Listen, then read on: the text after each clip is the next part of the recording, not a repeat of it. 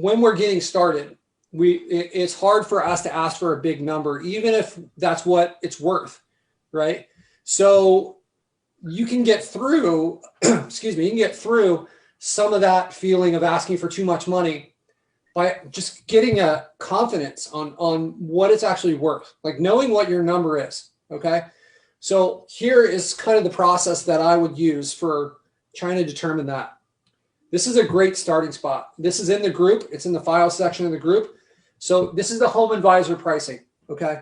So there are just like hundreds and hundreds of different niches that are in this file. And we have two columns here. I don't know why it's not,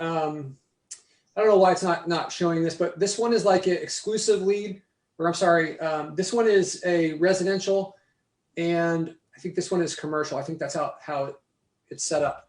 Okay, so when you look at your leads, this is Home Advisor charging for, they're charging multiple people for this. And I'll tell you, the buyer intent associated with these leads is not anywhere near one that's coming through an organic ranking site. When you're going to Home Advisor, when you want something now, you don't go to Home Advisor. Like if my toilet's leaking and it's going all over the floor, I'm not gonna be like, oh, let me just go on Home Advisor and then over the next few days, I'll collect 5. I want someone here like in 45 minutes. I'm going to Google and I'm gonna do a search. So right away, our lead quality is better than this and our lead quality is not shared, okay? So let's say I have 20 leads coming in for fencing. So one of the things I would do is I would go down here and I would look at some of these prices. So you can see, disregard this negative thing. I don't know what happened here, why that's showing up as negative. So the exclusive one is $73. This one is $49. This is like for a wood fence.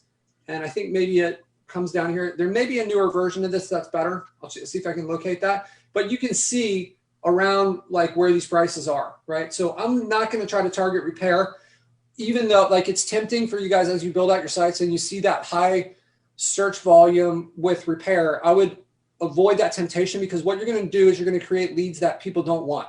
You create a lot of leads that no one wants, which is like, maybe it's going to look good on paper, but it's not going to convert to a client and make your clients happy. There are some exceptions, like for instance, like windshield repair. Like a lot of times those repairs are going to turn into replacements, but like sidewalk or driveway repair, the person's probably not going to rip out their entire driveway for like a little crack that they want to have fixed. And that crack, like the concrete people aren't going to want to come out there for that. So I would avoid these like repairs, even though like there might be good search volume for it. I just wouldn't be pushing that, right? You're still going to get some of those calls even if you try to rank for installation. Yep. So let's say that we come through here and I know that I have like 25 leads a month coming in, and we look and I see that Home Advisor is charging $73 for, this is like the national average for an exclusive lead. I don't know, it's either one of two things here. I can't remember if this is shared and exclusive or residential and commercial.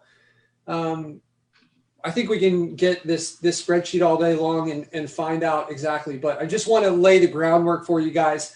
So take this number and multiply it by 25, and that is what you should be charging.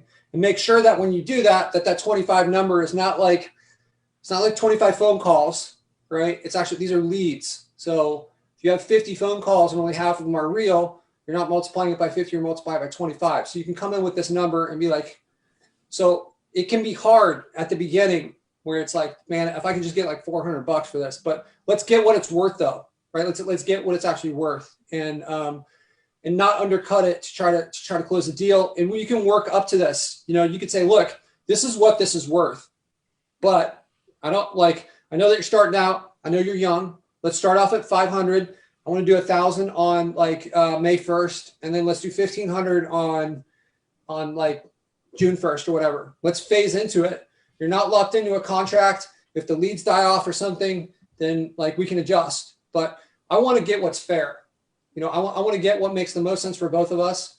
Like we've worked really hard to get this to be where it is, and I want to build something long term. The only way it's going to work long term is this is beneficial for both of us. So that's what I'm looking to. If you know, I think that's a great way to phrase it. And we don't want to be undercut just to close a deal. And this is something that gets easier over time too. Like, you know, first time you're trying to close a deal, some of these numbers can seem like big numbers, but like once you get a little bit more comfortable with it and you have this like, hey, this is what it's worth. And I'm not really, I'm not like, it's worth 1,500. I'm not going to take 600, and just getting the ability to say no, because you're going to, you know that you're going to be able to find somebody else that's going to be willing to pay it. You know, you could go with it for a little while and just be like, hey, well, let's just do price per lead. We'll say $60 a lead. And then, you know, you could be working towards trying to find a more long-term solution.